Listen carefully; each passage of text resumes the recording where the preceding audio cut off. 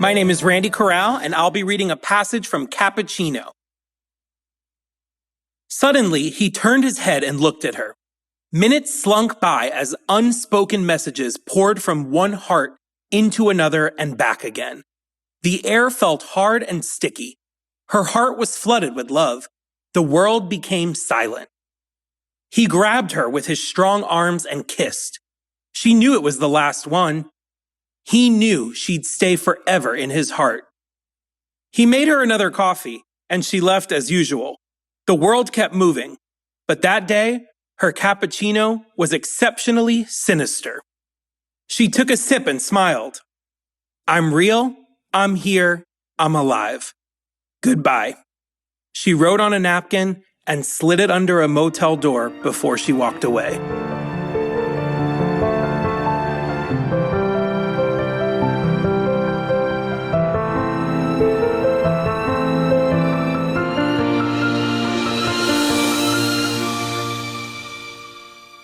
Hello, I'm TM Pride, and I will be reading an excerpt from The Elevator. The elevator doors were closing when she reached out for them. Please wait, she screamed. There she was, smiling wide, with her bag, coat, leaf and foam strewn about in her arms. Good, you made it, said an elderly voice. Not sure yet, she echoed, and stopped and struck, shock with déjà vu. An old lady suddenly asked, What floor are you going to?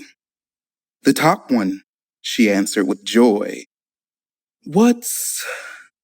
The lady started in surprise. There. I do not know yet. Do you want to see? She sparkled with laughter. There's nothing up there, the old lady said, backing out of the elevator. But at the last second, the girl managed to give her the leaf. Here. This will help. Bye. The doors closed, and the lights went up in the elevator again.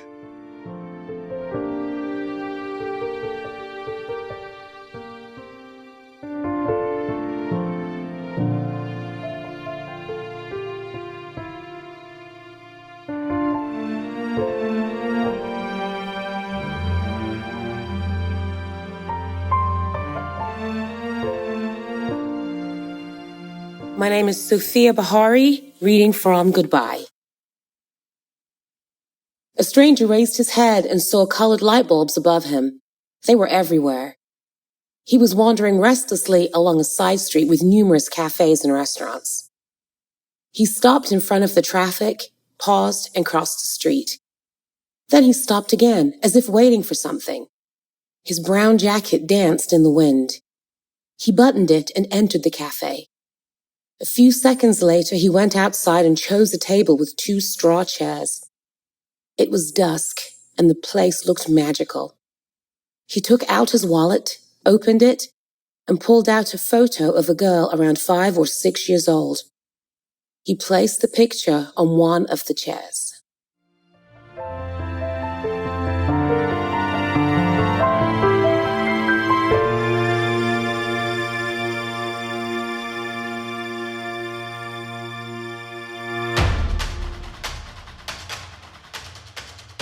Hello, my name is Cynthia O'Brien.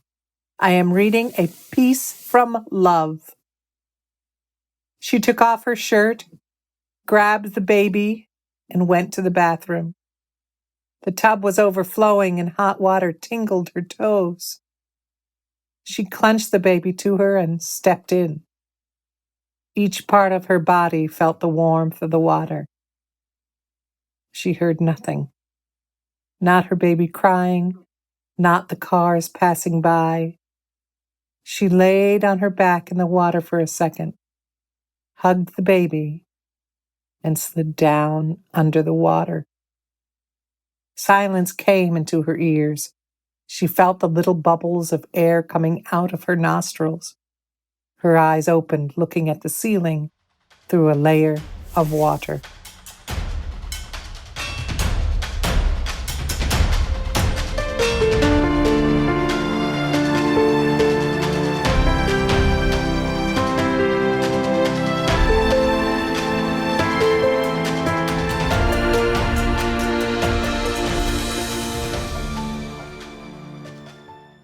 My name is Vinny Bearline, and I'll be reading a passage from Robots. He knelt to tighten his shoelaces and noticed a pile of bloody wings. Gray wings, white wings, big wings, small wings, Asian wings, African wings, everyone's. A rush of sharp pain swirled over his shoulder as he listened to the slashes of cuts and the cries of prisoners. More wings were thrown onto the pile. "Time to go," he whispered. "I'm done here." One morning, he sat on the edge of a mountain. A pink sunset covered the sky. Beneath his toes, there was nothing but wind. White wisps of clouds embraced the mountain like a cozy blanket. An orange bridge was sticking out of the milk below him. It was mesmerizing. He froze. "I know I can fly," he said. "Fly, fly, fly," an echo replied. "I can fly!" he screamed louder. "Can fly, fly," the echo sounded in return.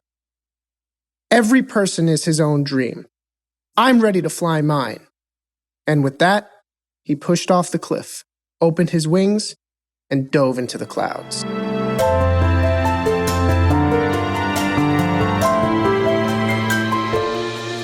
My name is Alex Roberts, and I am reading an excerpt from Artist. Crowds of smiling people drinking champagne and chatting. She was walking through the gallery, feeling at home in her red dress. Suddenly, she saw one sculpture under a glass case that was so little she had to bend to see the details. She leaned forward and read its name. "I am an artist." She voiced the letters slowly, feeling like the floor was flying from under her feet. She felt a breath on her neck and a hand touching her hips from the back. A voice said, "I know you are. Don't let anyone say otherwise."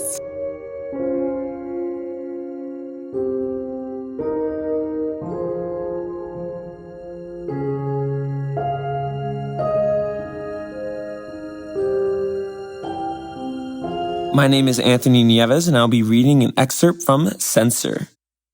Suddenly, she saw her own image walking in front of her. The nice-looking, slender girl said, "I know you. You're me. We're one." "Who are you?" she whispered. "I'm your censor. I'm your mom's words. I'm your dad's actions. I'm a crowd's reaction to your successes and failures. I know when to stop you. I push your buttons." The girl finished with the proud smile of a child. She felt stripped naked. She was no longer a master of her universe, but rather a servant. She was stunned.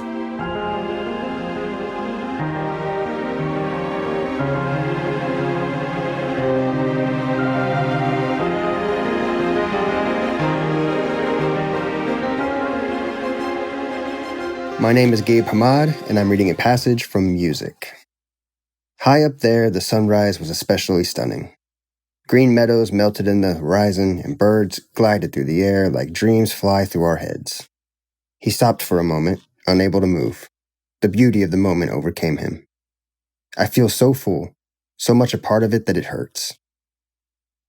He shook his head, looking around for something to grasp with his hands. Finally, he grabbed a thick gold rope, leaned to the right, and, with a wide swing, filled the universe with the joy of bells. A low tone flowed into a higher pitch, waking up the strings of his soul. Another swing and boom! Low then high notes rang out into the morning air. He grabbed another rope with his other hand and made a smaller swing. It resonated in the floor, rising like the sun. He flew with the birds through his lows, highs, and mediums, It took his breath away every time.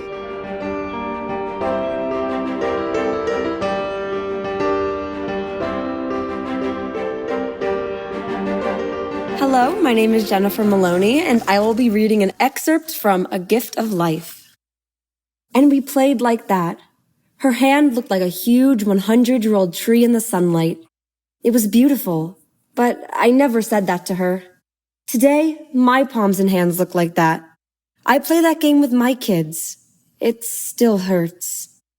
She taught me so many things, and only now am I starting to unwind that wisdom in full. I'm grateful I was listening. I'm grateful I was recording. She always wanted me and my mom to be smart. Having only 3 grades of education herself, she did everything in her power to give us the best of the best.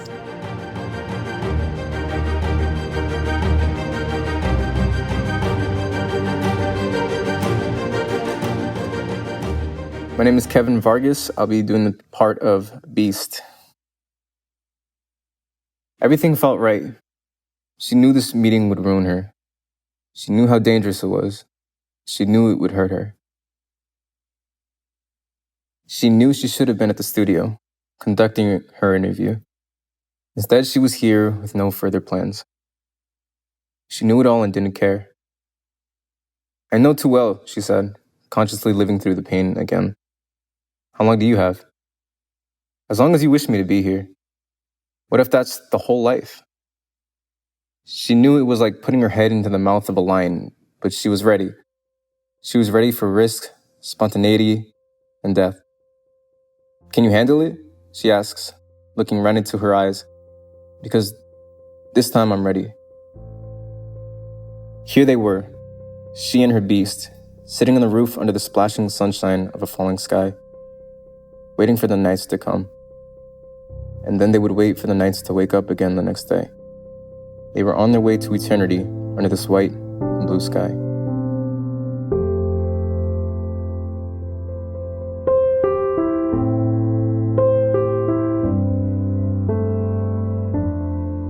Hi, my name is Mira Paul, and I'll be reading a passage from Crowds.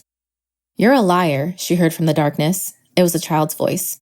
Who's there? She asked, staring into the dark corners of the huge room. A little boy who looked to be about 7 years old appeared in front of her. He was dirty. His clothes were torn, and his shoes had holes. You're lying to everyone, he said loudly, and pointed at her with his little index finger. She froze. She could have grabbed him immediately, but she didn't. Their shadows were dancing on the stone floor. Who are you? She asked slowly. Try to guess, he said.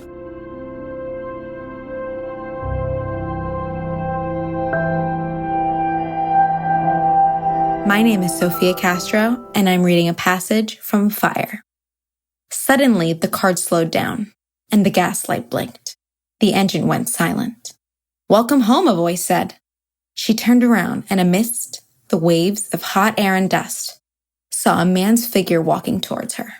Hi, she thought, smiling. Why me? We are one. She heard his voice next to her ear, and she looked straight at him. He hugged her, grasping her shoulders. They breathed in together. An absolute, divine nothingness poured all over their bodies like a summer rain.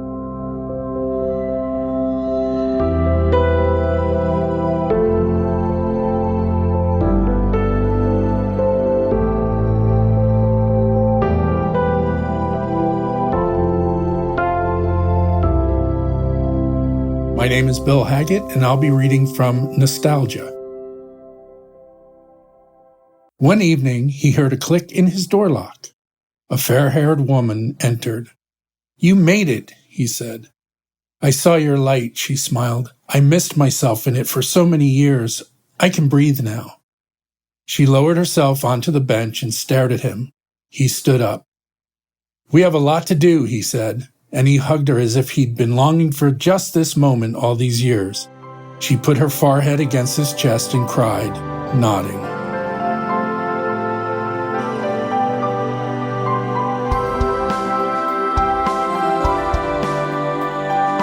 My name is Abby Nigro, and I am reading an excerpt from Abby.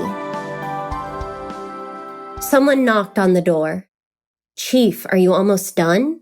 He nearly jumped from his seat. Yeah, let me pack it up. He carefully put everything back into the luggage, closed it with 2 clicks, and walked quickly out of the apartment, holding the old, hand-carved handle of the bag tight. "Chief, what's in there?" asked one of the officers. "Dead dreams," he dropped and walked away.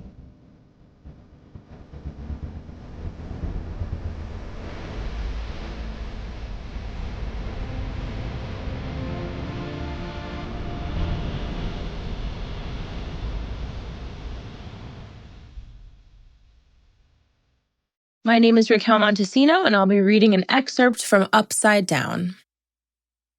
The next day, he went to the park. He set down white lilies in the shape of her body on the green lawn and laid next to them. "Please, gods, take me with her. Take me now," he pleaded to the unknown, bawling. "Please take me now." Her eyes were 2 deep lakes. Her face was the Milky Way. Her lips spoke the universe. Please let me join her. The sun was setting. He was still alive when a little boy ran by saying over and over, "Not now." He rose and pulled the child by the hand. "What do you mean?" The boy smiled and uttered, "Some people are done here. Others have to get upside down to catch up." He ran away. "What was her name?" he called after the boy. "Mirror," he dropped with a grin.